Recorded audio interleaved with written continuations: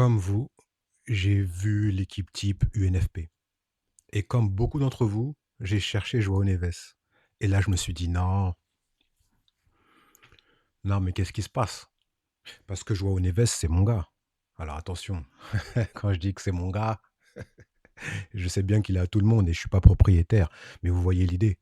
Je parle de mon attachement, de la valeur que je lui reconnais et franchement, si vous regardez mes débriefs, surtout ceux de Ligue des Champions, vous allez voir, je répète souvent: «Joao, c'est mon gars! Joao, c'est mon gars!» Parce que c'est vraiment mon gars. Parce que ce joueur, je l'adore. Son agressivité propre, son sens de l'effort, son sens du placement, son sens de l'anticipation, sa capacité à presser, sa capacité à compenser, sa faculté à se projeter vers l'avant, son intelligence dans les duels, son calme sous pression, son jeu de tête malgré sa taille. Mais dans les airs, il existe vraiment. Il a ce truc, il a ce timing, il a cette envie, il a cette lecture du ballon. Et puis il y a ce tandem avec Vitinha. Et là, on touche au cœur. Parce que Joao et Vitinha, c'est devenu spécial, c'est devenu vraiment spécial. Vitinha, c'est le cerveau, il organise, il calme, il accélère, il choisit le tempo. Et Joao, c'est l'énergie intelligente. Il presse, il mord, il récupère, il couvre. Les deux ensemble, c'est un moteur, un vrai moteur. Et quand tu regardes beaucoup le PSG, bah, tu finis par être presque obnubilé par ça, par leur complémentarité, par leurs automatismes, par leurs déplacements, leurs compensations, etc. Et c'est ça qui rend l'absence encore plus brutale. Parce que nous, on voit Joao, on voit son importance, on voit son volume, on voit son impact, on voit son intelligence. Parce qu'on regarde le PSG en Ligue 1, en Ligue des Champions, dans les gros matchs, dans les matchs fermés, dans les matchs à piège, etc. Donc oui, ma première réaction, elle est claire. Joao Neves devait être là. Il devait être dans l'équipe type tous les jours, sans hésiter. Il n'y a même pas de débat. Enfin, c'est justement là qu'il faut ralentir. Parce que sur cette chaîne, justement, le but, c'est pas seulement de réagir, de s'énerver et de passer au sujet suivant. Le but, c'est de ralentir, ralentir notre regard, ralentir notre jugement, ralentir notre manière de parler du foot. Et surtout, regarder comment on nous raconte le foot. Donc si vous aimez ce genre de réflexion, si vous aimez parler foot et aussi prendre du recul, abonnez-vous à la chaîne. Et justement, après mon premier réflexe, j'ai essayé d'aller plus loin. J'ai regardé le milieu choisi. Et dans cette équipe type, il y a Vitinha, il y a Tolisso et il y a Mamadou Sankaré. Vitinha, aucun problème. Pour moi, c'est logique. Saison énorme, joueur immense, patron technique du PSG. Je l'ai déjà mentionné auparavant. Ensuite, il y a Tolisso. On peut discuter, mais on connaît le joueur. On connaît son expérience, on connaît son retour, on connaît son importance.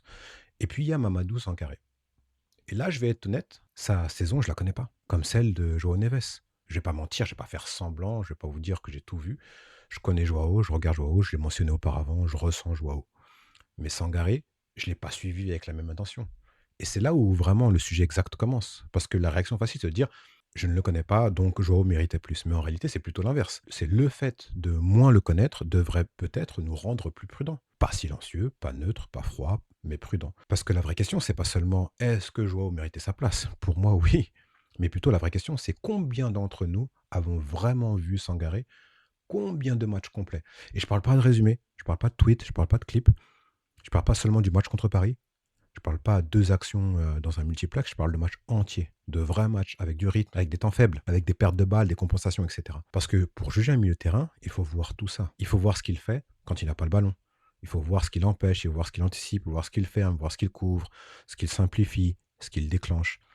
Et ça, on peut pas le voir dans les résumés. C'est même rarement dans les résumés. Et c'est pour ça que ce débat m'intéresse. Parce que on a tous des avis très forts. On va vite dire: lui il mérite pas, lui il est sous-coté, lui il est surcoté, lui il a été volé» et cetera. Mais est-ce qu'on regarde vraiment assez? Moi, Joao Neves, je peux parler avec conviction de lui. Mais Mamadou Sangaré, je ne peux pas prétendre d'avoir le même niveau d'analyse et je pense que beaucoup sont dans ce cas-là. Alors c'est pas grave, c'est pas honteux, c'est juste humain. Il y a trop de foot, il y a trop de matchs, il y a trop de compétitions, il y a trop de débats, il y a trop de joueurs, il y a trop de classements, il y a trop de stats, trop de contenu, trop de tout. Donc aujourd'hui, on a une opinion sur 200 joueurs. Mais on en regarde combien vraiment? 15, 20, 30 pour les plus fous? On suit notre club, on suit les gros matchs, on regarde les champions, on regarde les affiches, on regarde les résumés, on voit passer des compilations, et cetera. Mais petit à petit, on a l'impression de tout connaître. Mais en vrai, il y a personne qui peut tout regarder. Personne, pas sérieusement, pas avec attention, pas chaque week-end, pas sur tous les postes, pas sur toutes les équipes. C'est là que les highlights deviennent un piège. J'en ai déjà parlé dans une vidéo d'ailleurs, allez la voir. Les highlights, c'est pratique, c'est rapide, c'est spectaculaire, c'est agréable. Mais ça déforme aussi notre regard. Parce qu'un highlight, ça montre ce qui brille. Un but, une passe décisive, un dribble, une frappe, un tacle impressionnant, etc. Mais un milieu, Ça se juge pas seulement comme ça. Surtout un milieu, d'équilibre. Un milieu, tu le comprends dans la continuité, dans les choix simples, dans les efforts répétés, dans les angles fermés, dans les espaces couverts, dans les courses défensives. Voilà, je l'ai déjà mentionné. Dans les actions qui ne font pas de buzz. Et c'est les trucs qui ne finissent justement pas dans des vidéos courtes. Celles que tu vois seulement en regardant tout le match. Et là, faut être honnête. Sangaré, si tu ne regardes pas Lens régulièrement, son impact peut rester pour beaucoup invisible. Et pourtant, ça ne veut pas dire qu'il n'existe pas. Donc, essayons de comprendre. Pourquoi Mamadou Sangaré devant João Neves? Déjà, Lens fait une grosse saison. Une vraie grosse saison. Moins médiatique que Paris, moins commenté que Paris, moins exposé forcément que Paris, mais une grosse saison. Et dans ce genre d'équipe, certains joueurs deviennent essentiels, même sans projecteur, même sans buzz, même sans grande narration. Ensuite, il y a un contexte. João Neves joue dans une machine, une très belle machine, le Paris Saint-Germain. Et c'est très fort. Ça continue d'être très fort. Autour de lui, il y a Vitinha, Hakimi, Nuno Mendes, Dembélé, Pacho. Il y a une vraie structure, une vraie domination. Il y a un collectif de très haut niveau. Attention, ça n'enlève rien à Joao. Au contraire, il faut être immense pour exister autour de ces mecs-là. Mais forcément, son talent est aussi mis en lumière par une équipe dominante. À l'inverse, peut-être que Sangaré a apporté un poids énorme dans une équipe qui est moins dominante, moins regardée, moins racontée, moins médiatisée. Et peut-être que les votants ont voulu récompenser ça. Une influence directe, un contexte différent, une importance différente. Peut-être qu'ils se sont dit, Joao, il est incroyable, mais Sangaré dans son équipe a peut-être été fondamental. Peut-être qu'il y a un esprit un peu Pierre de Coubertin, un peu, vous voyez, entre guillemets, pas un trophée de participation, pas un cadeau, pas une médaille gentille, mais dans l'idée de regarder aussi le contexte du joueur, son environnement, son équipe, son poids réel, sa difficulté. Donc peut-être qu'intrinsèquement, Joao est plus fort. Mais personnellement, je le pense. Je dis peut-être parce qu'il faut mettre les formes. Mais peut-être que Sangaré n'est pas si loin dans son impact. Pas dans l'image, pas dans la hype, etc., mais dans l'impact réel. Et c'est là où je veux être juste. Je peux personnellement, et je suis frustré pour Joao, je pense qu'il méritait. Je ne peux pas comprendre son absence. Mais je ne peux pas dire avec certitude que c'est un vol absolu. Pas si je n'ai pas tout regardé. Pas si j'ai pas étudié Sangaré, comme j'ai étudié Joao. Pas si mon regard est déséquilibré. Et soyez honnête, il l'est. Mon regard est totalement déséquilibré. Parce que je regarde beaucoup plus le PSG. Et parce que, voilà, Joao, c'est mon gars. Parce que je connais ses qualités. Parce que je suis attaché à ce joueur. Et c'est normal. Mais justement, c'est important de le reconnaître. Parce que les trophées individuels, ça donne l'impression qu'on peut trancher. Lui, il mérite, lui, voler, lui, favoriser.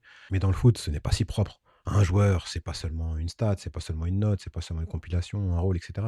Il y a aussi un contexte, une équipe, un entraîneur, une dynamique, une visibilité. Et parfois, ce qu'on appelle une injustice est tout simplement le reflet de notre perspective. Donc, ma conclusion, elle est simple. Moi, je mets Joao toutes les heures de la journée, tous les jours de l'année, etc. Dans mon équipe type, il est là, sans hésiter. Je pense qu'il méritait. Il a fait une saison énorme. Je l'ai déjà dit, je ne vais pas le redire.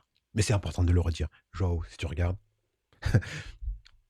tu méritais d'être dedans. Je pense que son absence mérite vraiment discussion. Mais je préfère dire Joao a été oublié plutôt que Joao a été volé. Parce que voler, c'est très fort, c'est définitif. Ça suppose qu'on a tout vu, tout comparé, tout maîtrisé. Et je suis pas sûr. Mais je suis pas sûr qu'on puisse vraiment dire ça. Parce que cette histoire nous rappelle quelque chose. Dans le football actuel, avoir une opinion, c'est facile.